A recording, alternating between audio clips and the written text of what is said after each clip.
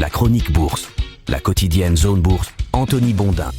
Bonjour à toutes et à tous et bienvenue dans ce point de marché Zone Bourse. Nous sommes le mardi 28 juillet 2026. Aujourd'hui, ça s'appelle L'ombre d'un doute, épisode 5. C'est en effet la 5e fois en 3 ans que le pari haussier le plus embouteillé de la décennie donne quelques signes de faiblesse. L'investissement dans l'IA, qui a fait des étincelles depuis que le grand public a découvert ChatGPT à la fin de l'année 2022, subit un début d'été meurtrier. L'archétype de l'indice propulsé à l'IA, le Kospi coréen, accuse même 25% de baisse depuis le 1er juillet. Le retour du doute, il repose sur plusieurs interrogations, la principale étant, est-ce que le supercycle haussier actuel va se transformer en supercycle baissier à cause d'une inversion du rapport entre l'offre et la demande. Je vous rappelle que le cycle économique classique de l'industrie des semi-conducteurs est composé d'une phase ascendante. Ça, c'est la phase durant laquelle les capacités de production tournent à plein régime en générant revenus et marges très élevés. Cette phase, elle est suivie d'un plateau. C'est le moment où l'offre et la demande sont en train de s'équilibrer. Puis après, il y a une décrue quand le rapport de force s'inverse sous l'effet de l'arrivée des nouvelles capacités de production et d'un ralentissement de la demande. Et ça recommence bien sûr puisque c'est un cycle. Le marché, lui, il parie que cette fois ce sera différent, le cycle sera plus long compte tenu de la révolution technologique en cours et des montants colossaux, inédits même, qui sont fléchés vers les capacités de calcul, mais il n'empêche, les industriels se ruent sur l'accroissement des capacités de production. Or, un déséquilibre offre-demande peut se produire avec une demande de 2 comme avec une demande de 1000, il suffit que l'offre soit excessive, il faut donc raisonner en relatif et pas en absolu. Alors pour le moment, la demande de calcul s'envole, les carnets de commandes débordent et les marges pulvérisent les records. Personne ne peut affirmer que la Fed va s'arrêter demain, d'ailleurs c'est pas du tout mon propos, mais quand tout le monde investit en même temps pour rattraper une pénurie, eh bien les capacités nouvelles risquent de débarquer pile au moment où la demande souffle et rien ne dit que l'IA échappera à cette mécanique. Il s'agit bien sûr d'un scénario et pas d'une prédiction, mais ça tarabuste quand même les investisseurs. En effet, si l'offre devient pléthorique, la fiesta des marges va cesser et les gagnants d'aujourd'hui ne seront pas forcément ceux de demain. Et ça, c'est vrai dans la partie matérielle. The Information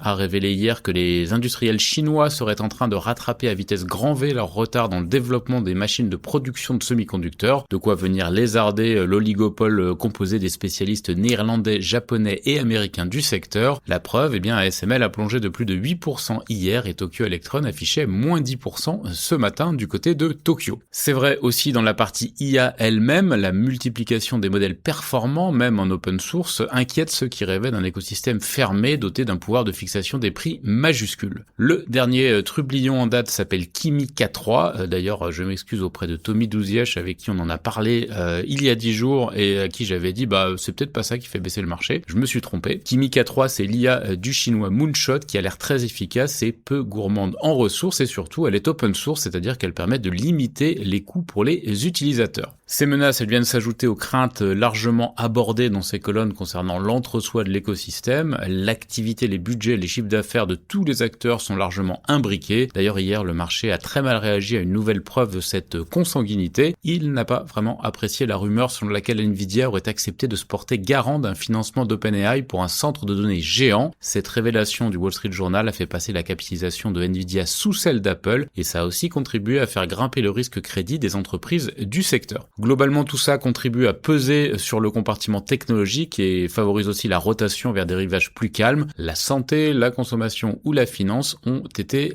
bien entourés depuis le début de cette crise. Dans ce contexte, l'Europe domine les États-Unis en intégrant les dividendes. Le Stoxx Europe 600 gagne 10,9% depuis le 1er janvier contre 8,8% pour le S&P 500. Le reste de l'actu, il est dominé par l'accalmie au Moyen-Orient qui a continué à faire refluer le pétrole et aussi bien sûr par les publications de résultats. Il y aura énormément de trimestriels aujourd'hui en Europe, un petit peu moins aux États-Unis, mais le marché attend surtout de voir ce que réservent les grosses entreprises technologiques. Leurs chiffres seront concentrés sur les séances de mercredi et de jeudi, avec notamment les trimestriels d'Apple, d'Amazon, de Microsoft, de Meta, de SK Hynix ou encore de Samsung Electronics. Dans le volet macro, la Chine a indiqué que les États-Unis se sont engagés à plafonner à 20% les droits de douane de remplacement sur les produits chinois, mais ce n'est pas le cœur de l'actualité dans l'investissement aujourd'hui. Non, ce qui intéresse les investisseurs, c'est évidemment ce qui est en train de se passer dans le secteur des semi-conducteurs. En Asie-Pacifique, la reprise de la déroute du secteur pèse d'ailleurs sur le Japon, moins 3,9%, Taïwan, moins 4%, et surtout, comme d'habitude, sur la Corée du Sud, qui perdait moins 9,7% en fin de parcours. L'Australie fait figure de havre de paix, avec un gain de 0,4%. L'Europe est attendue ce matin hésitante, mais les publications de résultats sont susceptibles de provoquer des mouvements spécifiques sur certains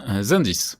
J'en profite pour vous faire passer un petit message additionnel. Je sais que certains d'entre vous ont du mal à retrouver la dernière chronique sur l'application Apple Podcast. Alors je les ai contactés, j'arrête pas de discuter avec eux, mais on n'arrive pas à trouver de solution. Le seul remède qu'ils m'ont proposé, c'est de désinstaller et de réinstaller l'appli. Et effectivement, j'ai essayé, ça marche. Désolé pour ce dérangement. Dans l'actu des sociétés, en France d'abord, on a pris connaissance des résultats de LVMH, de Michelin, de Rexel, d'Orange, de Safran, d'Air Liquide et de nombreuses autres entreprises depuis hier soir. Renault est renvoyé devant un tribunal et défendra son innocence dans l'affaire du Dieselgate. Orange et Morrison ont créé une coentreprise paritaire dédiée aux centres de données en France. Saint-Gobain accélère son expansion en Asie-Pacifique avec 2 acquisitions au Vietnam et au Japon. GTT a remporté une nouvelle commande pour le plus grand réservoir de stockage d'éthane au monde. Forvia mise sur la diversification vers la défense pour accroître ses revenus. Exosense triple sa capacité de production de caméras thermiques pour les drones. Bull et Calray signent une coopération autour des technologies de réseau pour les infrastructures IA et HPC. Parmi les autres publications de résultats du jour, on a notamment Kering, Biomérieux, Veralia, Alten, Hachette, M6, Mercialis, Compagnie des Alpes ou encore Semco. Ailleurs en Europe, beaucoup de résultats là aussi. J'ai vu passer ce matin ceux de Mercedes, il y a eu ceux de Philips, de Saipem ou encore de Sika. Il y a encore GSK, Unilever, ASM, Ferrovial, Logitech, Ricordati ou encore Grifols. Banca Monte dei Paschi et Banco BPM travaillent sur un projet de fusion incluant une composante en numéraire selon Bloomberg. Volkswagen est en discussion pour céder le contrôle majoritaire de sa Gigafactory de batteries en Espagne. Canal+ est engagé à investir 980 millions d'euros sur 5 ans pour soutenir le cinéma français et européen. Et Nitrochem prévoit une expansion au Royaume-Uni en partenariat avec BAE Systems.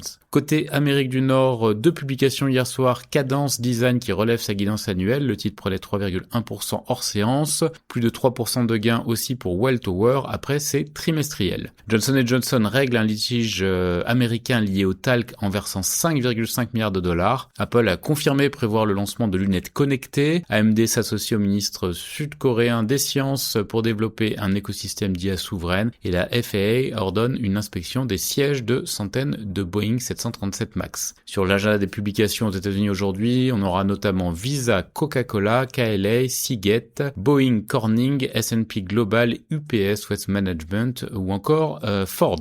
Ailleurs dans le monde, pas mal de résultats là aussi, Coal India, Bharat Electronics, Keyence ou encore Larsen et Toubro. Par ailleurs, TPG négocie le rachat de Neutrality, une filiale de Macquarie. Les résultats de phase 3B de CSL pour Landembry soutiennent une demande d'extension d'indications pédiatriques. Moody's a relevé la note d'émetteur de JSW Steel à Baa3 et Yuntwa Financial annule son projet d'investissement dans un fonds japonais. C'est terminé pour ce point de marché du jour. Je vous souhaite une excellente journée à toutes et à tous.